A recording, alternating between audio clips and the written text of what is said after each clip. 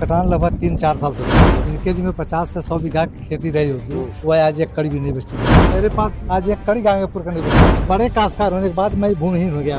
मदद वगैरह कोई सुविधा नहीं है। केहू को पैसा ना दिए दाएं सजी खेत कटी गए 25,000 जरीब कटा होगा। मदद नहीं, कोई अधिकारी आते हैं देख कर चले जाते। खाने के लिए भी कहीं से खरीदना पड़ेगा। पशुओं के लिए चारा की व्यवस्था नहीं रह गई है। कट जाने की वजह से सब लोग भैंस गोरू बेच रहे हैं। आदमी भी डरे समय है। अगली साल भी कटान चालू रही तो गांव का अस्तित्व खतरे में चला जाएगा। गांव के लोग बेघर हो जाएंगे। नहीं के शब्दों में बयान नहीं कर सकते हैं। जिसका घर उजड़ जाता है उसको आप जान ही सकते हैं कितना पीड़ा होती है। नमस्कार, मेरा नाम वीर सिंह है। इस वक्त मैं मौजूद हूँ सहबदिया सुल्तानपुर परसिया में। ये देवारांचल का इलाका है, बाढ़ग्रस्त एरिया है। हर साल बाढ़ आती है। ये तस्वीरें मैं चाहता हूँ कि थोड़ा सा उधर आप दिखाइए।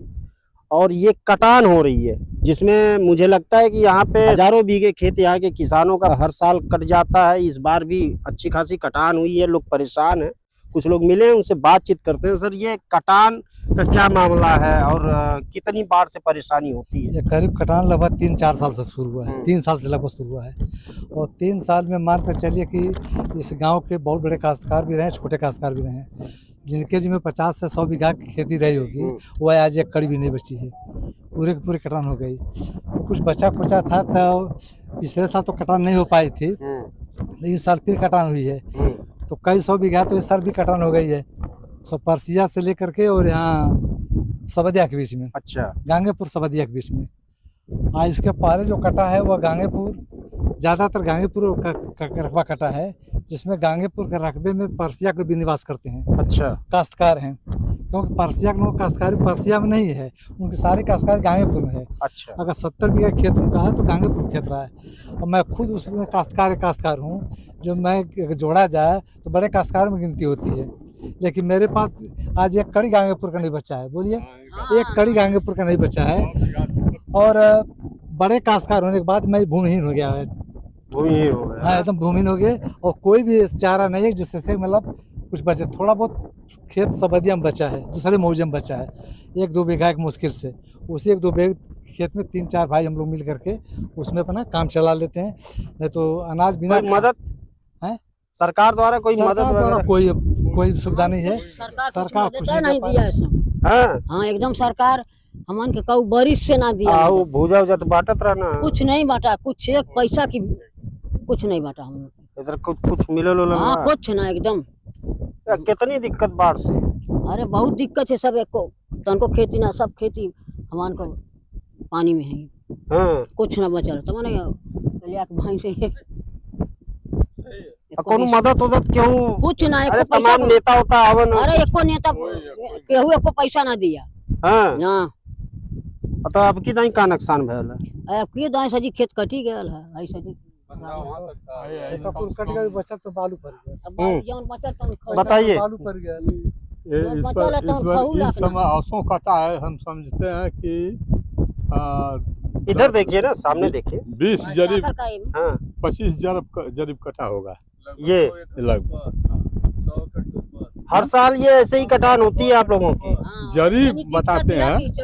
ये बताइए ना, हर साल ऐसे ही कटान होती है, ऐसी परेशानियाँ होती है। प्रशासन से कोई मदद वगैरह? कोई मदद आते तो है अधिकारी, बंदे में दौरा कोई मदद नहीं। कोई अधिकारी आते हैं देख कर चले जाते हैं। बस हर साल की यही कहानी? हर साल यही कहानी। यहाँ के जो नेता होता है वो नेता भी आते हैं, आकर देख कर चले जाते हैं। बस कोई स्थायी निदान नहीं मिल पाता? कुछ नहीं। क्यों सर, आप इसी इलाके के हैं? सर इसी इलाके नहीं है, लेकिन घूमने आते हैं। आते हैं तो कटान ऐसे ही बढ़ती जाती है। हर साल आते हैं तो कुछ न कुछ बढ़ा ही रहता है। हर साल की हर साल जब आते हैं घूमने देखते हैं कुछ न कुछ कटान बढ़ी ही रहती है। पहले आते थे तो वहाँ दूर तक था। अच्छा, लेकिन अब जो है कट के बहुत नजदीक गांव के आ रहा है, तो बढ़ते जा रहा है। धीरे धीरे तो लग रहा है कि ये गांव के करीब पहुंच ही जाएगा। सरकार से कल निवेदन है कि ग्रामीणों के लिए कुछ सहायता करिए। और क्या कौन भरोसा? हाँ, क्या कर रही है? गाँव कौन भरोसा नहीं साहब। हाँ हाँ, ये भी कब चला जाए कोई भरोसा? कट जाए तो कौन ठीक ना। हाँ, मन का तब जीव निकल है कि मानो गाँव कौन भरोसा ना बचा लेकर। क्या नाम है सर? विनोद पटेल। क्या लगता है ये कटान से कितनी दिक्कत हो रही, कब से कटान हो रही है? दिक्कत हो रही है, लगभग जो है कि जुलाई अगस्त से कटान चल रही है। हाँ। कटान की वजह से जितने भी जोतू भूमि थी, जो आप धारा देख रहे हैं नदी का, इसमें जो है कि परवल की खेती और गेहूं का खेती बहुत बढ़िया तरह से पिछले साल हुई थी, लेकिन लगभग 100 एकड़ से अधिक ज़मीन जो है सऊदिया सुल्तानपुर में कट चुकी है। और हम लोगों के पास समझिए कि खाने के लिए भी कहीं से खरीदना पड़ेगा।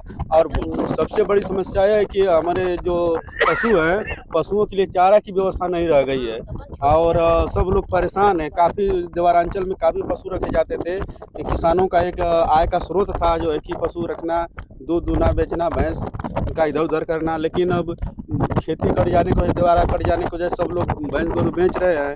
धीरे धीरे लोग यहाँ से जो है कि भैंस गोरू का जो है कि पलायन कर दे रहे हैं और आदमी भी डरे समय है।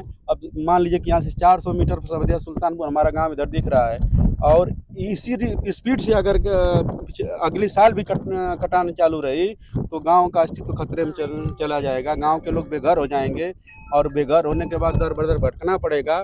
इतना परेशान, इतना मजबूर जाते हैं गांव कट जाने के बाद कि उसकी हम क्या कल्पना नहीं के शब्दों में बयान नहीं कर सकते हैं। जिसका घर उजड़ जाता है उसको आप जान ही सकते हैं कितना पीड़ा होती है।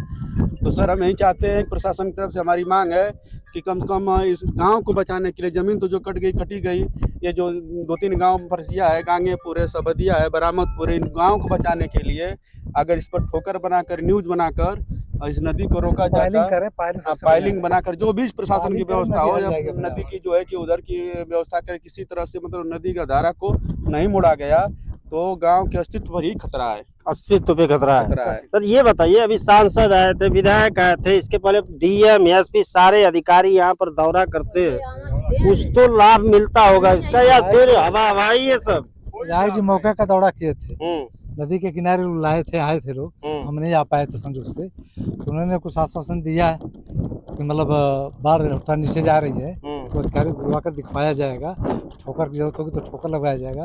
लेकिन मेरे समझ से ठोकर से बढ़िया पायलिंग होती है। पायलिंग से नदी जोड़ती है तो ज़मीन बर्बाद भी नहीं होती है, वो ज़मीन कामयाब भी हो जाती है।